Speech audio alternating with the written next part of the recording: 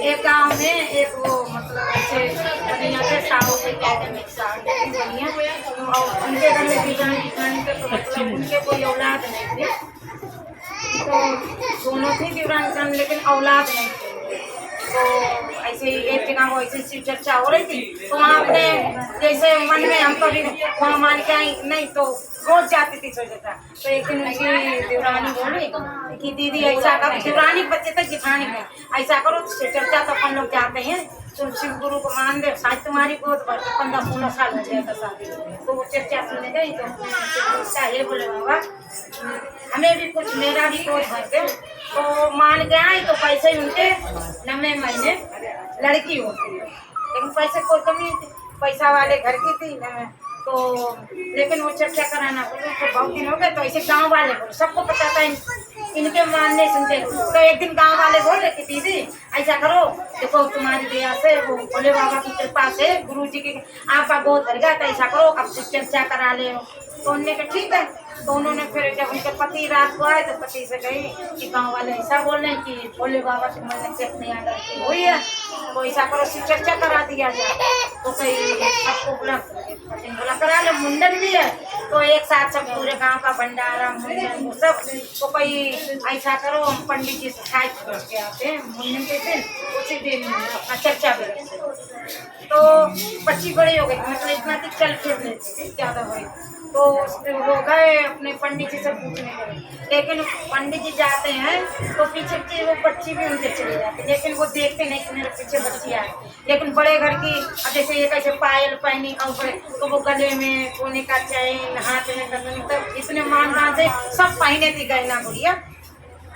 तो जैसे ही वो पंडित जी के यहाँ गए तो वो पंडितानी दरवाजा खोला कि पंडित हैं। तो पंडितानी बोली कि भाई पंडित जी तो है नहीं, इधर कहीं कथा कहने गए हैं। तो कहीं हमें उनका बता दो किसके यहाँ कथा कहने गए, हमें पूछना है, शायद पूछना क्या क्या लगेगा हमें सका।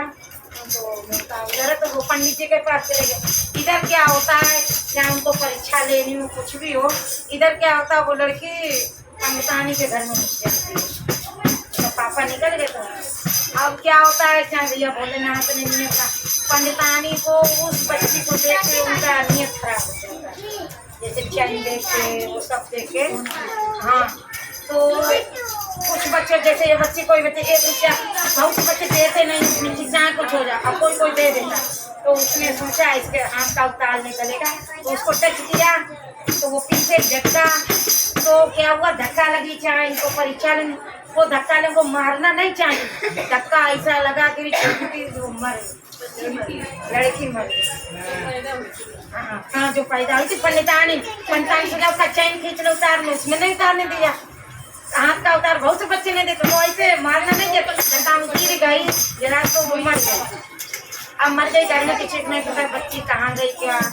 अब जो मर गई घर में ही पड़ी। शाम को पंडित जी लौट के आए तो पंडित ने पूछा पंडितानी से कि ये क्या, तो पंडितानी ने बताया कि ये गहना पहने थी, चैन देख के मेरा नियत खराब हो गया, लेकिन हम पंडित जी मारना नहीं चाहते। वो धक्का मुक्की में जैसे वो अपनी तरफ कर गिर गई कैसे भी। तो कहीं पंडित का क्या करें, इसी बच्ची का मुंडन है, इसी का भी जिजवान सब लिखा के ले गए। तो कहा कि गंगा जी में गोली को घर पे डाल आओ जाके। तो वो बोले, पंडित बोला कि गांव का मामला है, गोली लेके जाएंगे, सब सौंपेंगे, कहाँ ले जा रहे, क्या लिए जा रहे। तो पंडितानी क्या कह देना भाजी सड़ गई है या कटहल सड़ गया जो, तो कहीं गाँव वाले कहेंगे जानवर को डाल दो, भैंस को डाल दो। अब वो हुआ, उन्होंने गोली बांधी ऐसे लेके चले। तो सोचा कौन किया, पंडित जी क्या कहीं कुछ नहीं, सब्जी ज्यादा है सड़ गई है लेके जा रहे। तो वो बोले जानवर नहीं, वो पंडित बोलो इतनी ज्यादा सड़ गई जानवर भी नहीं खाएंगे। तो गंगा जी में उस लड़की को डाल देते हैं। जब डाल दिया, डालने के बाद क्या होता है, उनके कोई नियम होता है गांव में तो कि मतलब कुछ कार्यक्रम करने से पहले गंगा 5 में तो गंगा नहाने का कुछ कार्यक्रम होगा। तो वही लड़की के पिताजी, उनके घर में नहीं पता बच्ची कहाँ, कभी तो कोई नहीं जाने। तो लड़की के पिताजी गंगा नहाने गए, उसी गंगा। अब एक उनका दोस्त, अब जैसे ही गंगा नहा है भोले बाबा के बाद, तो वही गोनी पहली बार उनके पैर में लग गया, उन्होंने खेल दिया कि होगा कुछ, फिर दूसरी डुबकी, पहले डुबकी में उधर फेंक दिया, दूसरी डुबकी लगाई, फिर वो गोनी उनके तीर आई, फिर उन्होंने फेर दिया।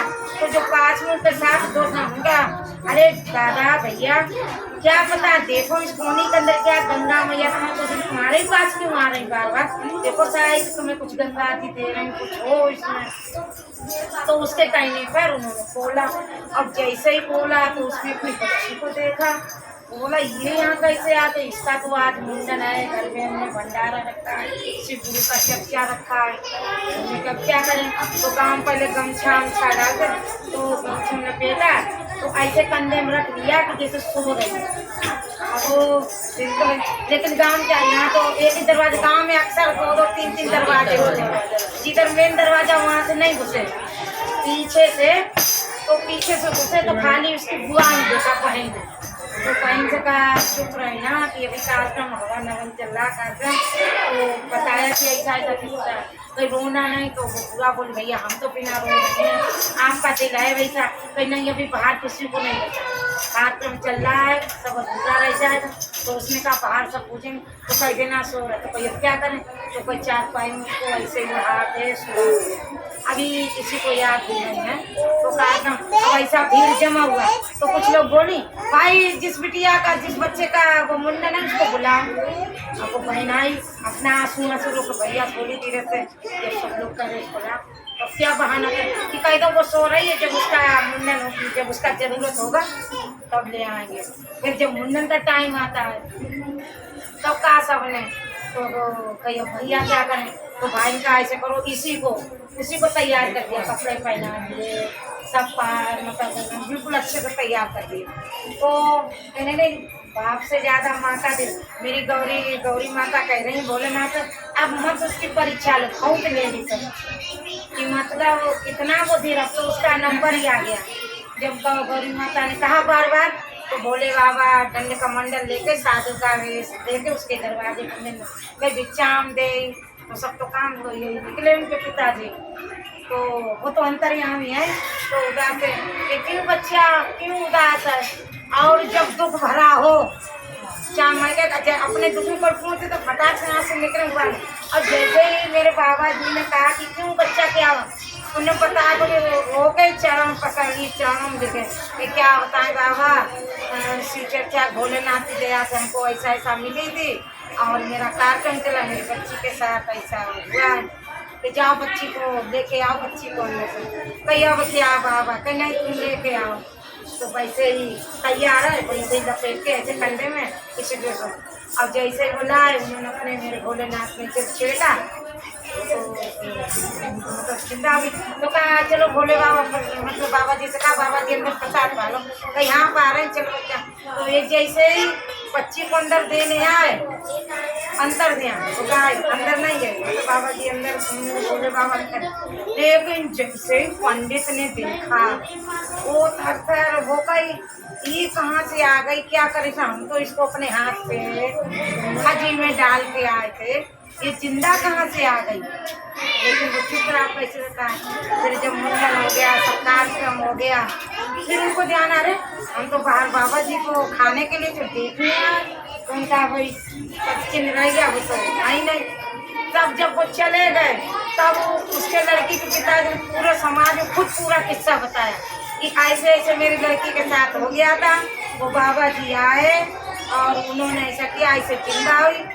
तो वो पंडित जी ने खुद वो लड़की के चरण पकड़ लिए, क्षमा मांगी, कहीं तुम्हारा चर्चा सफल हो गया, भोलेनाथ आके जा चुके हैं, तुम्हारा समझ चर्चा भंडारा, तुम्हारे अंदर इतना धैर्य था, रोए नहीं गड़ाए नहीं, सब कुछ किया। तो हे बोले बाबा, जैसे उनकी बच्ची को जीवन दान दिया, वैसे सबका पूरा कर। तो भाव होना चाहिए, अभी हम जबरदस्ती बैठो, भाव में तो कुछ नहीं ऐसा हो।